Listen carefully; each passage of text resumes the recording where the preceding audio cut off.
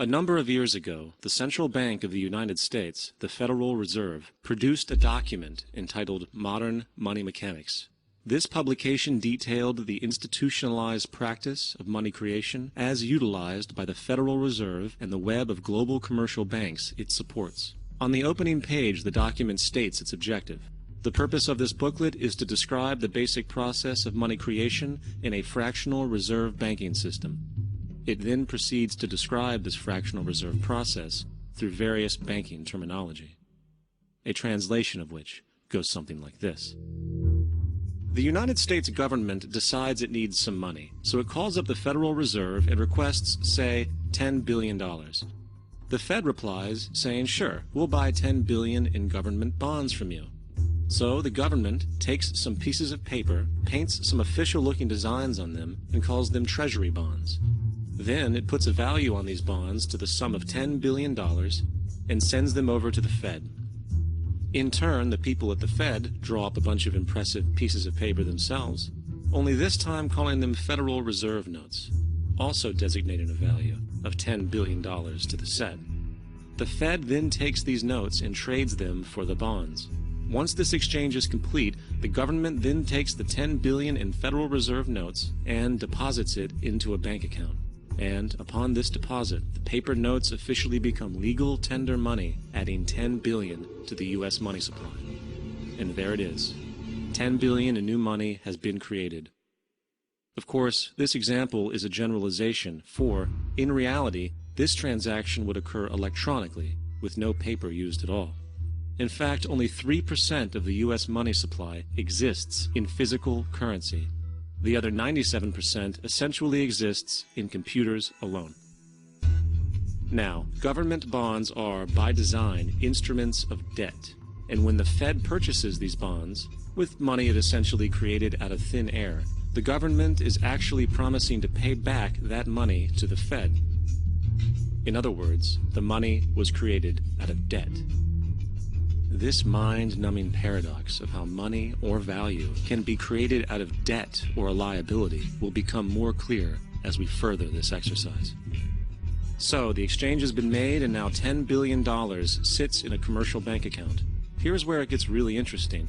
For as based on the fractional reserve practice, that $10 billion deposit instantly becomes part of the bank's reserves, just as all deposits do. And regarding reserve requirements, as stated in modern money mechanics, a bank must maintain legally required reserves equal to a prescribed percentage of its deposits. It then quantifies this by stating, under current regulations, the reserve requirement against most transaction accounts is 10%. This means that with a $10 billion deposit, 10% or $1 billion is held as the required reserve, while the other $9 billion is considered an excessive reserve and can be used as the basis for new loans. Now, it is logical to assume that this $9 billion is literally coming out of the existing $10 billion deposit.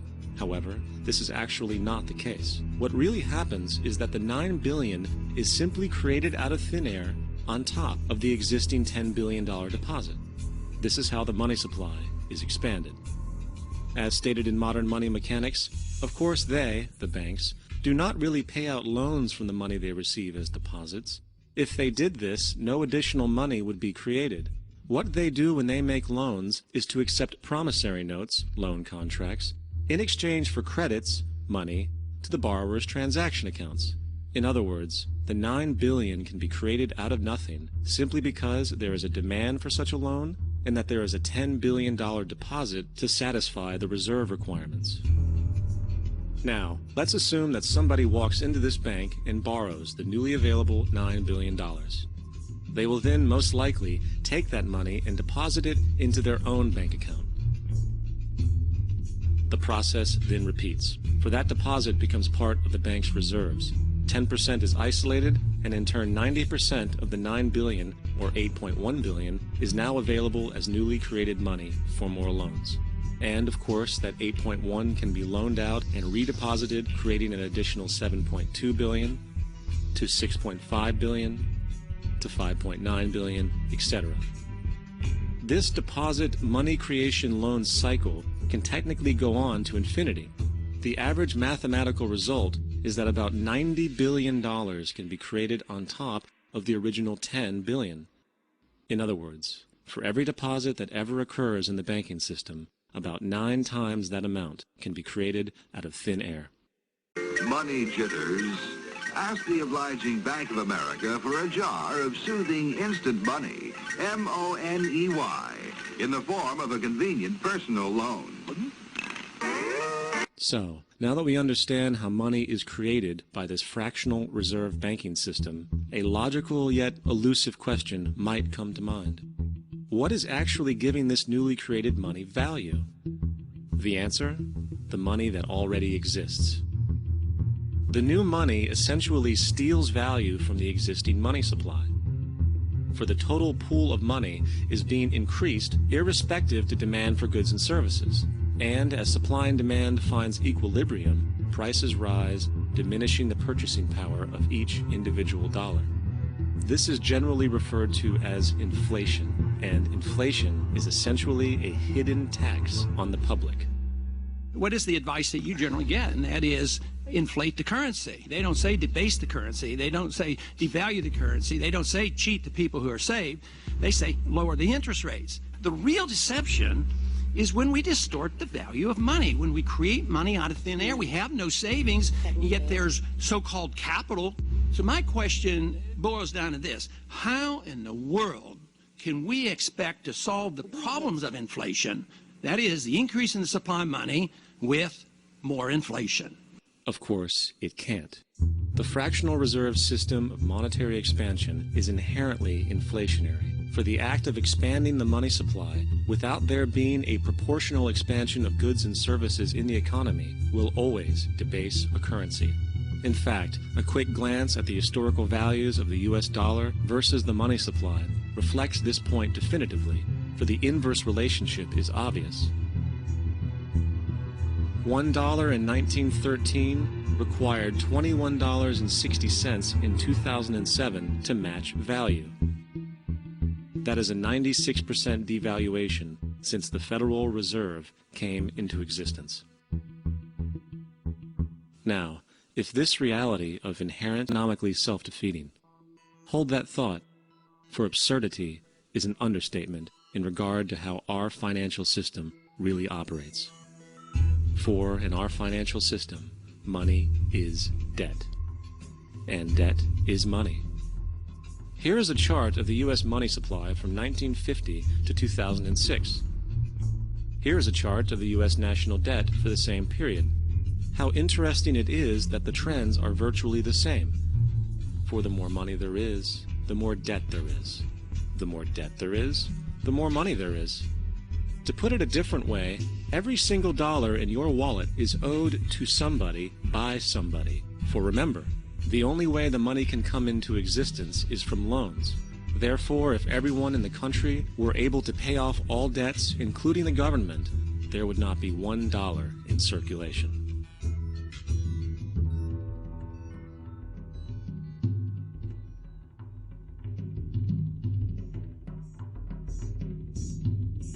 In fact, the last time in American history the national debt was completely paid off was in 1835 after President Andrew Jackson shut down the central bank that preceded the Federal Reserve.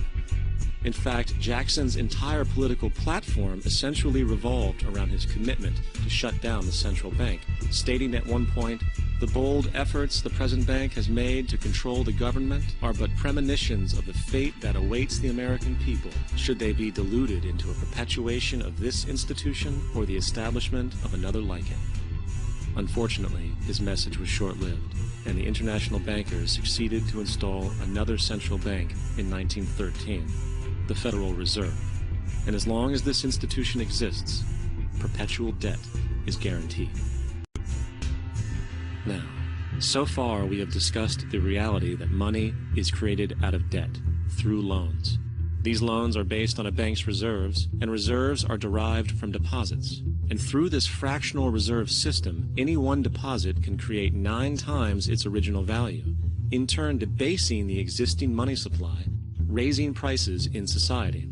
And since all this money is created out of debt and circulated randomly through commerce, people become detached from their original debt, and a disequilibrium exists where people are forced to compete for labor in order to pool enough money out of the money supply to cover their costs of living. As dysfunctional and backwards as all of this might seem, there is still one thing we have omitted from this equation. And it is this element of the structure which reveals the truly fraudulent nature of the system itself. The application of interest. When the government borrows money from the Fed, or when a person borrows money from a bank, it almost always has to be paid back with accrued interest. In other words, almost every single dollar that exists must be eventually returned to a bank with interest paid as well. But if all money is borrowed from the central bank and is expanded by commercial banks through loans, only what would be referred to as the principal is being created in the money supply. So then, where is the money to cover all of the interest that is charged? Nowhere. It doesn't exist. The ramifications of this are staggering, for the amount of money owed back to the banks will always exceed the amount of money that is available in circulation. This is why inflation is a constant in the economy, for new money is always needed to help cover the perpetual deficit built into the system, caused by the need to pay the interest. What this also means is that mathematically, defaults and bankruptcy are literally built into the system, and there will always be poor pockets of society that get the short end of the stick. An analogy would be a game of musical chairs, for once the music stops, somebody is left out to dry. And that's the point. It invariably transfers true wealth from the individual to the banks.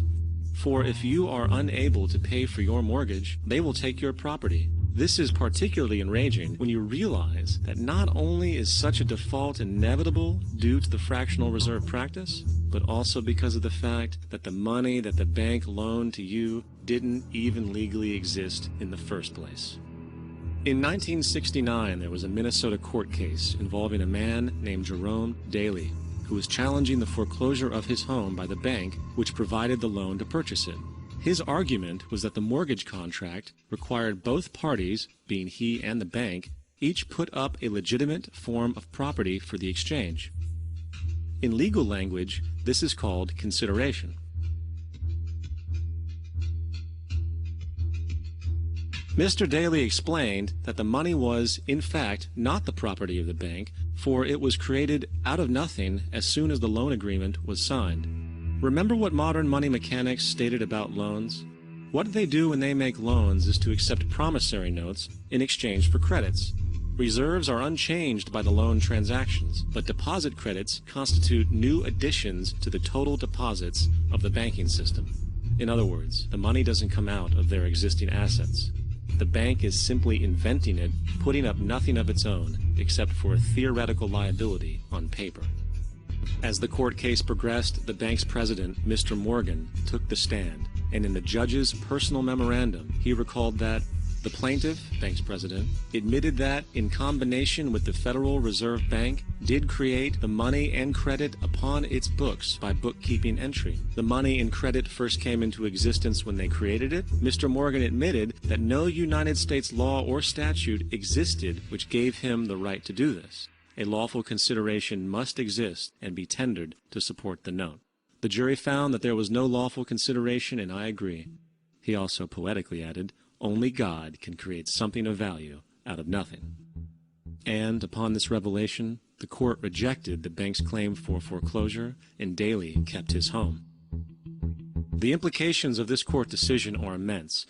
For every time you borrow money from a bank, whether it is a mortgage loan or a credit card charge, the money given to you is not only counterfeit, it is an illegitimate form of consideration, and hence voids the contract to repay, for the bank never had the money as property to begin with. Unfortunately, such legal realizations are suppressed and ignored, and the game of perpetual wealth transfer and perpetual debt continues. And this brings us to the ultimate question: why? During the American Civil War, President Lincoln bypassed the high-interest loans offered by the European banks and decided to do what the Founding Fathers advocated, which was to create an independent and inherently debt-free currency. It was called the greenback. Shortly after this measure was taken, an internal document circulated between private British and American banking interests stated, "Slavery is but the owning of labor, and carries with it the care of laborers, while the European plan is that capital shall control labor by controlling wages. This can be done by controlling the money. It will not do to allow the greenback, as we cannot control that." The fractional reserve policy perpetrated by the Federal Reserve, which has spread in practice to the great majority of banks in the world, is, in fact, a system of modern slavery. Think about it. Money is created out of debt. And what do people do when they are in debt? They submit to employment to pay it off. But if money can only be created out of loans, how can society ever be debt-free? It can't. And that's the point. And it is the fear of losing assets coupled with the struggle to keep up with the perpetual debt and inflation inherent in the system, compounded by the inescapable scarcity within the money supply itself, created by the interest that can never be repaid, that keeps the wage slave in line, running on the hamster wheel with millions of others, in effect powering an empire that truly benefits only the elite at the top of the pyramid. For, at the end of the day, who are you really working for? The banks. Money is created in a bank and invariably ends up in a bank. They are the true masters, along with the corporations and governments they support. Physical slavery requires people to be housed and fed. Economic slavery requires people to feed and house themselves. It is one of the most ingenious scams for social manipulation ever created, and at its core, it is an invisible war against the population. Debt is the weapon used to conquer and enslave societies, and interest is its prime ammunition. And as the majority walks around oblivious to this reality, the banks, in collusion with governments and corporations, continue to perfect and expand their tactics of economic warfare, spawning new bases,